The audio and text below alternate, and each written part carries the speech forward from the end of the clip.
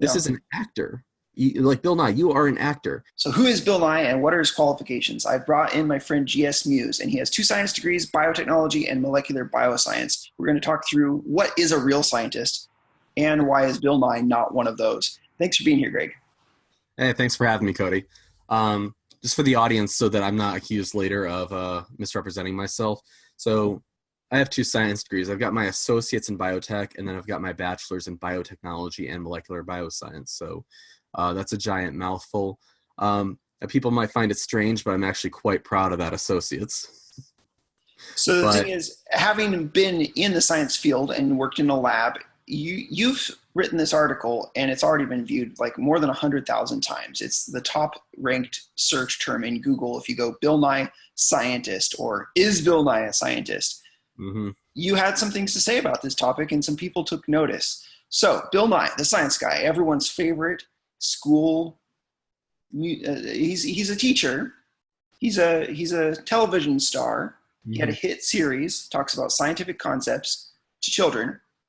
I think we all have fond memories of him, but things have changed in the last 20 years. You know, after he kind of stopped being famous for that show, then he became more famous for something else, and that is for climate alarmism. He became famous for going on the news and talking about how the world, you know, he's more of a political activist at this point, and he believes in catastrophic anthropogenic global warming. He was the star in a lot of people's childhood. So let's talk about Bill Nye's background. So Okay. Bill Nye went to Cornell University.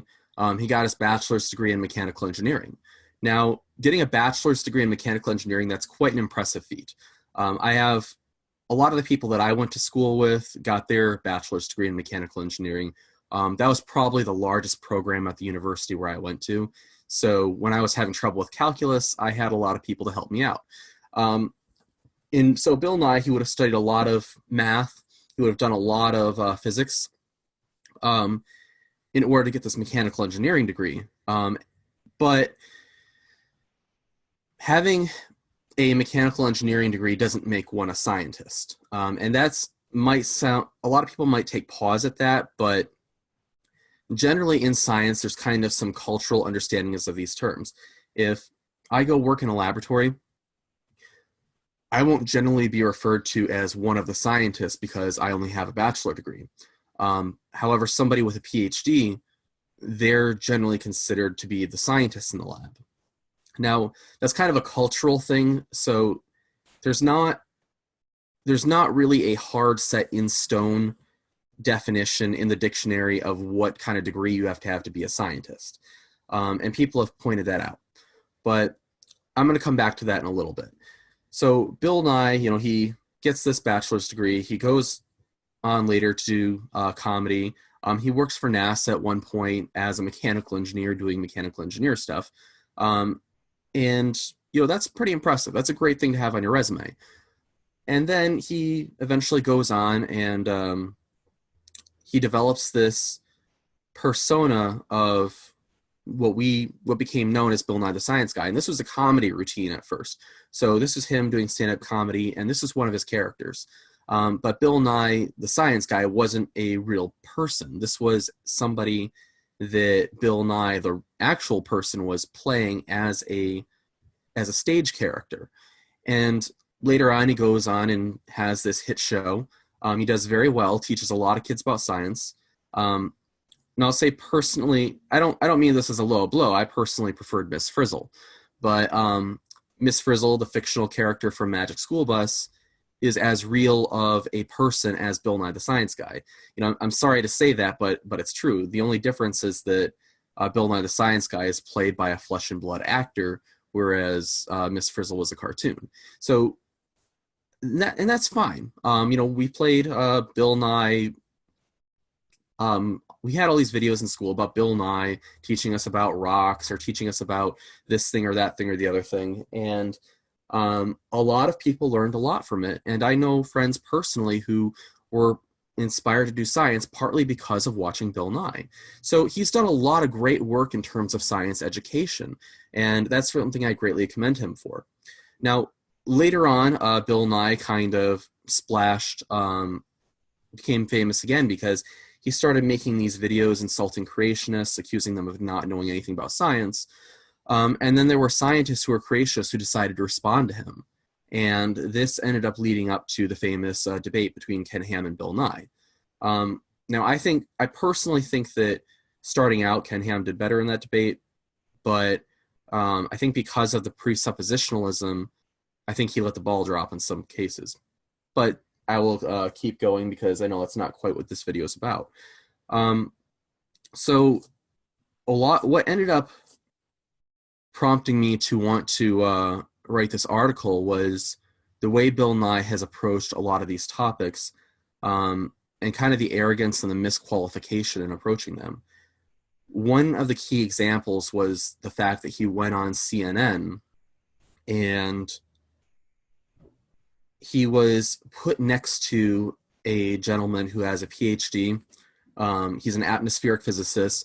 So this is somebody who spent decades and decades and decades researching climate. He's an expert in climate.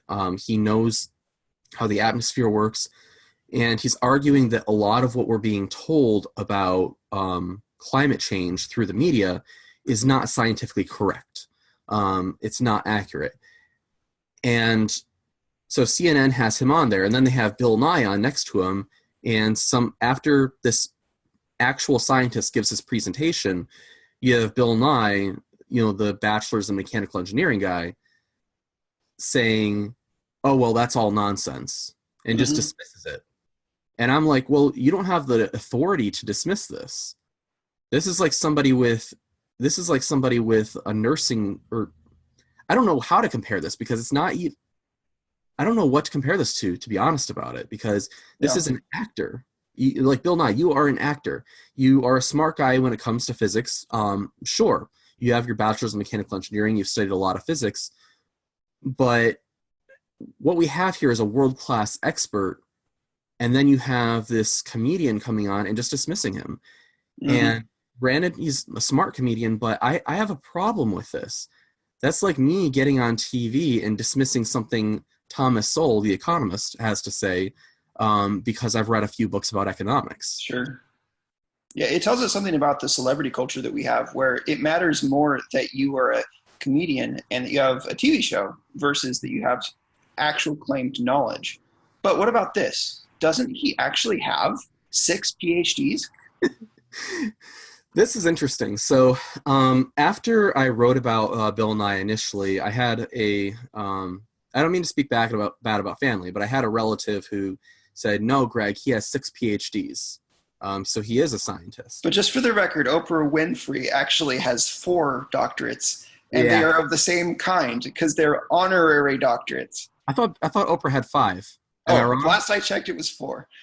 I wrote it down in the article too. Now I don't remember what it was. Thank God for the internet, right? But anyway, so Bill Nye's 6 PhDs, they're all honorary PhDs. Most of these are in pedagogy, which is basically the art of, it's a big name for teaching. So he has these honorary PhDs that are meant to commemorate his TV show. So it's like, you did well with this TV show.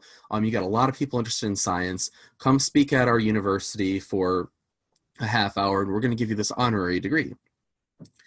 And so a lot of people, this is a problem that a lot of people have with honorary degrees, period, is people didn't earn them, almost by definition.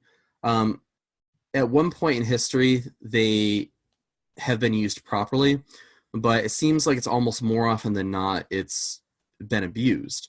One of the founding fathers, I think it was Thomas Jefferson, started a university, and he said, we're not going to do the honorary PhDs because it seems like what these end up functioning as is just giving out awards to people who agree with you politically.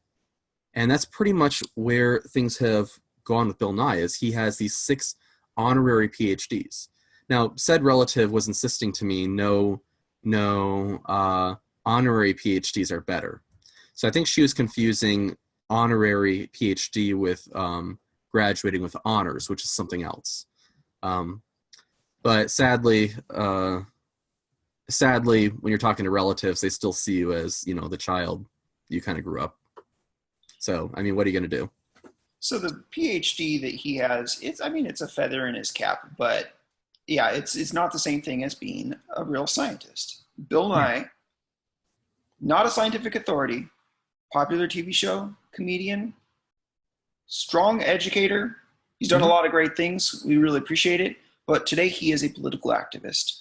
And so, as you think through his authority versus the authority of other people that dispute his claims, just keep in mind you might want to know what their educational background was. People can read the article, and I do want to let people know that obviously it's not about somebody's education entirely. This was one thing that people really took issue with my articles. They said, well, Gregor Mendel didn't have a PhD.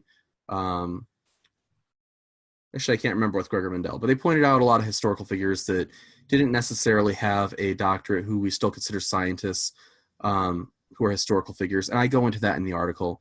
And so there was a lot of hair splitting about my definition of a scientist. Some people wanted to say, well, any third grader with a chemistry set is a scientist. But I want to kind of skip past that and point out that this is kind of missing the point.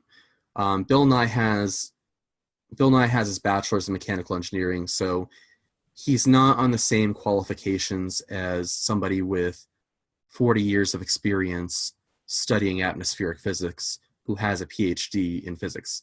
So, I mean, there's a huge difference there. A lot of what Bill Nye says in his shows just plain isn't true. For example, he did an episode on climate change where he wanted to show that the sea levels were rising, so he goes to Venice. Well, he's showing, well, hey, look, the sea levels have risen in Venice. Anyone who knows anything about Venice knows that Venice is sinking. So Venice is not a fixed point. You can't use Venice as evidence that sea levels are rising. And my response to this was partly, do these people not have Google? Does nobody on his team have a smartphone where they could have Googled this before buying a plane ticket and flying to Venice? And real quick, also, he's criticized people who are pro-life, saying, oh, well, you guys don't know anything about embryology. And then he goes on to show his ignorance about embryology. So, I mean, it's one thing to have an opinion, and people can have an opinion. People don't necessarily have to be experts to have an opinion. However, Bill Nye is presenting himself as an authority on these matters, which he is not. And so I think that's the important point. I talk more about this in my videos. I talk about this in the article. And so I just want people to understand that it's not just, haha, you don't have a PhD, so you don't get to talk. It's Bill Nye is presenting himself as an authority when he isn't. It's as if somebody put on a lab coat and a stethoscope and called themselves Dr. Brown when they have no MD. Mm-hmm. So. Thank you, Greg. I really appreciate that. And if you would like to learn more about Greg's work, go to youtube.com/greenslug. Slug is spelled with 2 G's. You can also find my work at christianintellectual.com/YouTube and also christianintellectual.com. Greg, closing thoughts. Know that not everybody here believes the Bible. I know not all of the fans who watch this believe the Bible, but there were some words of wisdom from King Solomon that I think that a lot of people can benefit from. In Proverbs 18:17, it says, "The first to present his case seems right until another comes forward and questions him."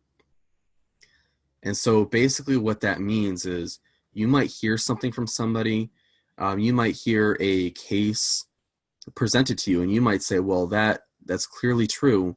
We have all of this evidence. But then be open to hearing the other side of things. Be open to saying, hey, I've heard a climate scientist talk about this. Let me hear a climate scientist who might have an opposing view and see what they have to say. I love that. Thank you for your objectivity. And that is something that we all need. We all need to be intellectually honest in our pursuit of truth. Thank you for joining us today. I'll talk to you soon. Thank you for having me, Cody. Bye-bye.